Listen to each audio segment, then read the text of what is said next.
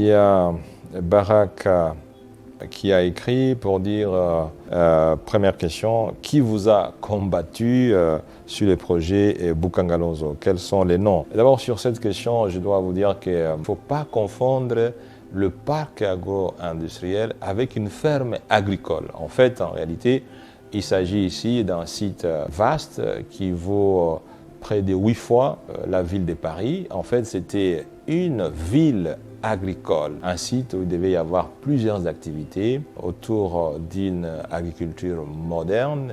Et rassurez-vous, cher ami Baraka, c'est que les premières récoltes des parcs agro-industriels de Bukanga Lonzo ont eu lieu.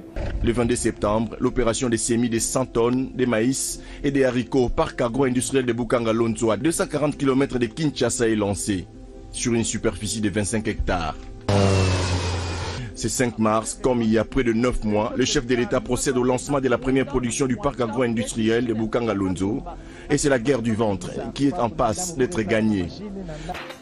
Pour écouler cette production gigantesque, le site a ses propres points de vente dans la capitale congolaise.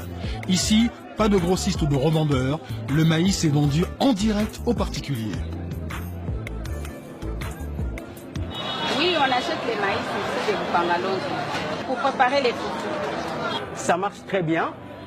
C'est la raison pour laquelle même nous avons au moins 4 à 5 livraisons par semaine. La mort du projet Bukanga Lonzo, qui a fonctionné jusqu'à mon départ, qui a produit jusqu'à mon départ, a commencé lentement mais sûrement à partir de janvier 2017 parce qu'aucun financement n'a pu être assuré. Les travaux devraient s'achever en 2021, mais Bukanga Lonzo n'est qu'un site pilote. L'État espère faire des émules. 22 autres complexes de ce type ont déjà été planifiés. Pour atteindre son objectif d'autosuffisance alimentaire, l'État prévoit d'y investir plus de 3 000 milliards de francs CFA sur 7 ans. Donc, en un mot, je dois dire que ce projet a été combattu non seulement par des grands opérateurs importateurs de produits agricoles, qu'on ne peut pas citer nommément pour des raisons de professionnalisme, mais aussi par des opérateurs politiques congolais qui ne voulaient pas que M. Matata remporte un succès sur ces projets agricoles gigantesques qui étaient attendus par l'ensemble de la population congolaise. La deuxième question m'a été donc posée par notre ami Kabouit Yav. Monsieur l'honorable sénateur Matata Pognon, les dossiers Bukanga Lonzo ont fait couler beaucoup d'encre et de salive.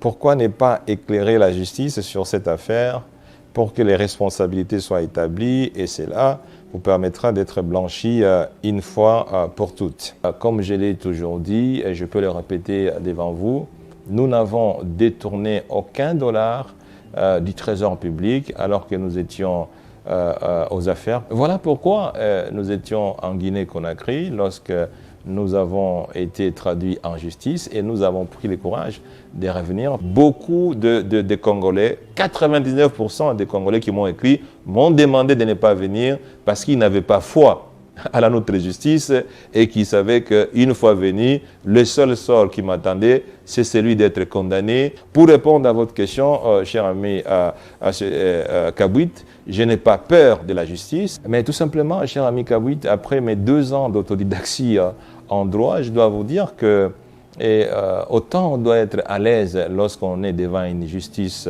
juste, autant on doit être prudent devant une justice instrumentalisée.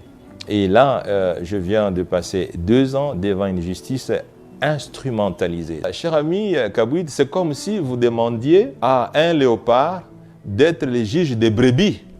Comment voulez-vous qu'aujourd'hui nous sommes dans une situation où le procureur général viole systématiquement la Constitution, viole systématiquement les lois organisant le fonctionnement des institutions judiciaires, juste dans l'objectif d'éliminer un candidat président de la République. Ça, ce n'est plus la justice. Et donc, vous n'allez pas me demander, moi, de m'offrir alors que j'ai l'obligation de me défendre parce que si c'était une justice juste, elle n'aurait jamais violé les lois du pays. Or, nous sommes devant une justice qui ne fait que violer les lois du pays. Et je crois qu'aujourd'hui, tous les Congolais, vivant à l'intérieur comme à l'extérieur, sont d'avis que la justice congolaise est instrumentalisée. Malheureusement, c'est une vérité douloureuse, mais l'intérêt, ce n'est pas seulement d'accepter ou de vivre cette situation, mais c'est de travailler pour que cette justice, un jour, devienne juste. La dernière question, M. Jean-Michel Kandoula, que répondez-vous à ceux qui disent vous avez planté les maïs, vous avez récolté université. Et voilà, en prélude qu'en fait cette université, l'une des plus belles universités privées aujourd'hui en République démocratique du Congo, n'a pas été construite sur base des fonds publics. Bien au contraire, il y a eu donc des opérateurs économiques qui se sont manifestés et qui ont contribué à la construction de cette université. Alors nous invitons ici le représentant des partenaires financiers pour son mot. S'il vous plaît.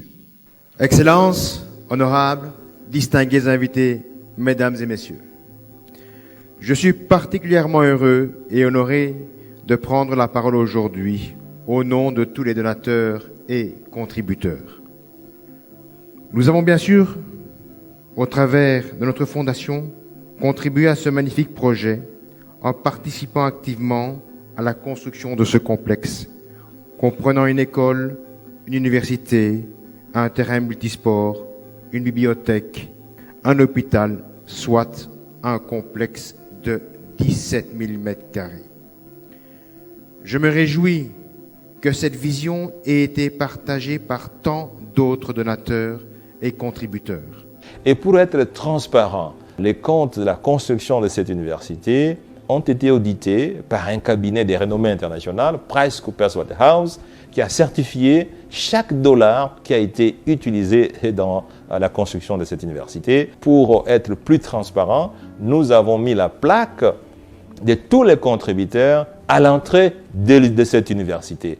Et pour vous dire, chers amis, que la mauvaise foi parfois s'est trahie elle-même, c'est qu'il n'y a jamais eu, de tous ceux qui disent que cette université a été construite par l'argent public, personne n'a jamais pu aller voir ces entreprises qui ont contribué, ces opérateurs économiques qui ont contribué. Merci et à bientôt.